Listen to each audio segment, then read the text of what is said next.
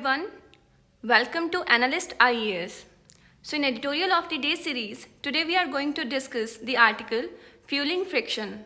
This article is given on the editorial page of the Hindu newspaper and relevancy of this article is with GS paper 2. So before starting the discussion, I want to inform you that Polity Foundation course for 2023 and Ethics Crash course for Main 2022 are about to start in our institute by Nitin Shivhare sir. For more details, you can call on given numbers. In this editorial, we are going to discuss about cooperative and combative federalism. So now let's start the discussion. तो ये article federalism से related है। दरअसल जब देश आज़ाद हुआ तो ये कहा गया था कि कई सारे स्टेट्स और सेंट्रल गवर्नमेंट एक साथ मिलकर लोगों की भलाई के लिए काम करेगी। But over the time due to political interest problem ये आई कि सेंटर और स्टेट्स में डिफरेंसेस आने शुरू हो गए। अदरवाइज हमारे यहाँ कोऑपरेटिव फेडरलिज्म का कंसेप्ट दिया गया था। तो रिसेंटली एक मीटिंग हुई जिसमें कि ये प्राइम मिनिस्टर नरेंद्र मोदी की ये कोविड से रिलेटेड मीटिंग थी। तो वहाँ पर स्टेट्स के सीएम भी प्रेजेंट थे और वहाँ पर कोविड के बारे में बात करते करते वो सडनली पेट्रोल प्राइसेस की बात करने लगे और उन्होंने कहा कि कई सारे स्टेट्स ऐसे हैं जिन्होंने जो पेट्रोल प्राइसेस सेंट्रल गवर्नमेंट ने कम किए थे वो लोगों तक नहीं जाने दिए और स्टेट्स ने अपने टैक्स का हिस्सा कम नहीं किया।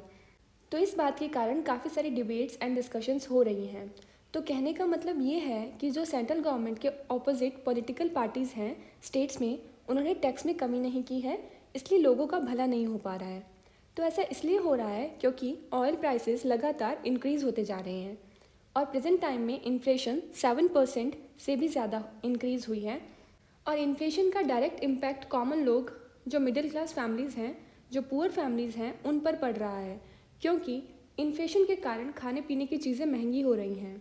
फ्यूल महंगा होने से ट्रांसपोर्टेशन कॉस्ट महंगी हो रही है, सर्विसेज महंगी हो रही हैं। तो इस महंगाई में पेट्रोल और डीजल के प्राइसेस बहुत ज़्यादा कंट्रीब्यूट कर रहे हैं और गवर्नमेंट ये क्लेम करती है कि ये प्राइसेस मार्केट ड्रिवन है और जब मार्केट में प्राइसेस इंक्रीज़ हो रहे हैं तो गवर्नमेंट इसमें कुछ नहीं कर सकती। अब बात ये है कि गवर्नमेंट को इन्फ्लेशन भी कंट्रोल करना है और प्राइसेस भी डिक्रीज़ नहीं करने। तो ये सारी प्रॉब्लम्स पाइल अप हो गई हैं और इसी कारण से ये बातें डिस्कस की जा रही हैं कि कोऑपरेटिव फेडरलिज्म की जो भावना है वो कॉम्बेटिव फेडरलिज्म की तरफ जा रही है, जहां सेंटर और स्टेट एक दूसरे के साथ खड़े होने की बजाय एक दूसरे के सामने खड़े होते जा रहे हैं और ये चीज़ इंडिया के लिए सही नहीं है। तो ये था हमारा आज का editorial fuelling friction. So that's all for today. Stay connected for more such important videos. Thank you.